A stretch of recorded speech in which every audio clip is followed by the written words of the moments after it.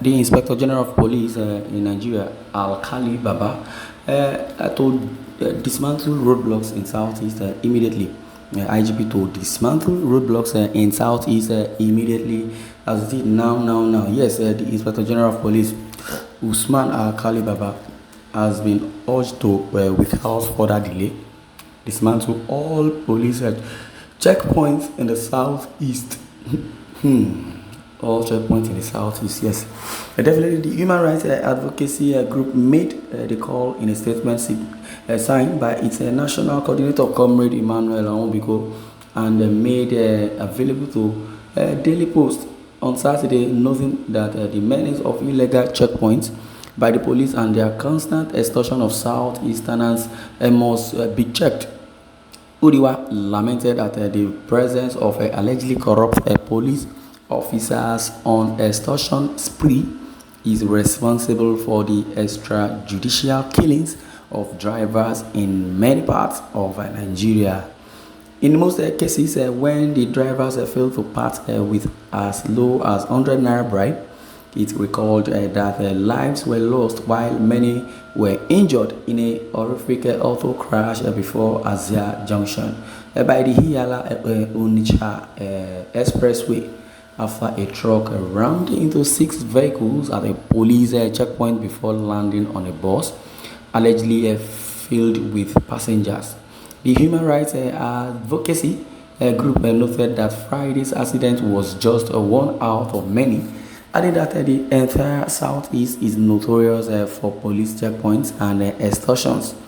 I recall that Justice Ike Ogu of an Anambra State High Court in January 2022 had ordered the state government and the police to remove all roadblocks in Anambra, but the police are still operating roadblocks without any restraints.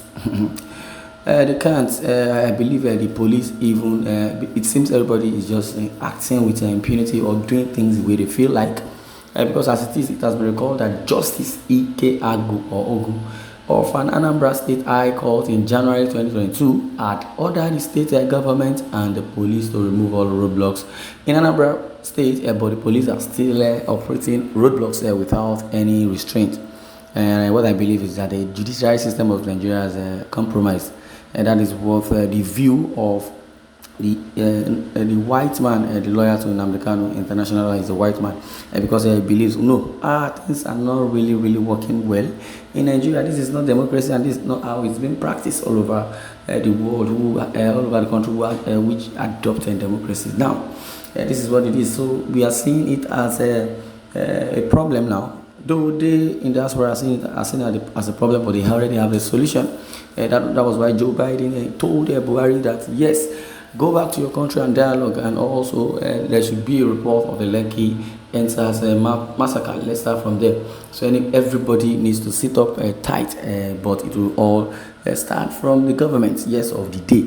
Because this present administration, the administration of President Muhammadu Buhari has really failed woefully, and Buhari himself have compromised his faith. Well, the Human Rights Writers Association of Nigeria also lamented that the security agents who also maintain and enforce the law are flagrantly disobeying the judgment of a law called declaring the illegality of checkpoints and roadblocks in the south. Has already said it earlier now that the judiciary system of Nigeria has collapsed.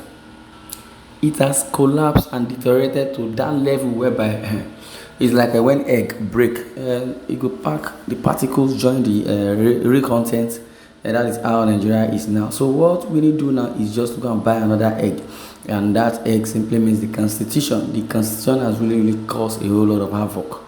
There's no way we can use that constitution to pack it together, and there's no way you can get a good chef, professional chef, to gather egg that has broken together and fry and make it sweet, or be like the one that has not been tampered with sand or so you know what that means. Well, I would say it is even more lamentable that extortions go on at these roadblocks by police officers, and the IGP has turned a blind eye to the menace. The statement said, I believe Abba Kyari is one of the problems. because he was deployed, or he deployed himself. I don't know how he got to southeast. He started manipulating people of the southeast, and he has really acted with impunity because he has immunity. But as it is, it doesn't really matter. You are not supposed to be ignorant of the law as a CSP, Chief Superintendent of Police or thereabout.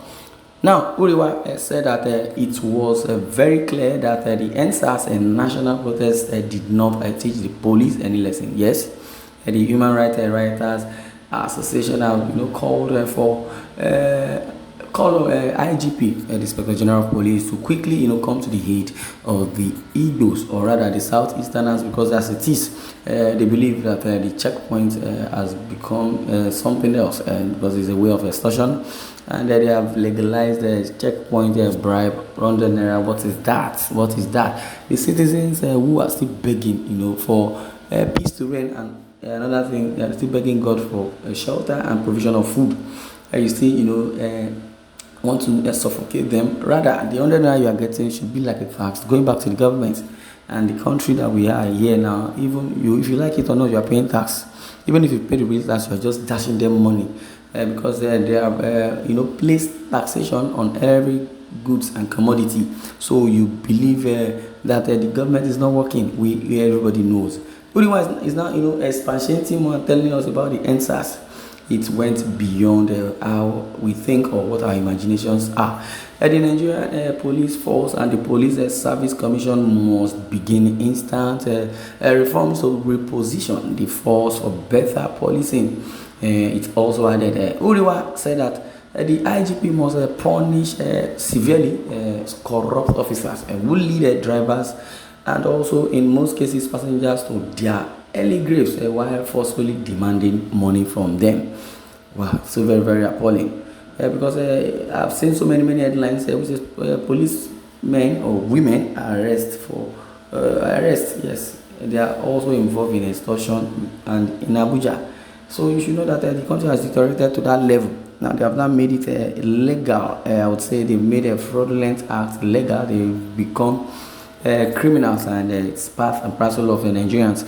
Yes, but not everybody, but majorly because the presidency, the head of every parastatals, they are labeled as being corrupt.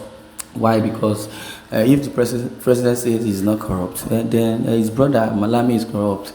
If he says he's not corrupt, then the others who he has appointed, because the mistake he would make is yours, and they are my brothers, let me give them portfolio.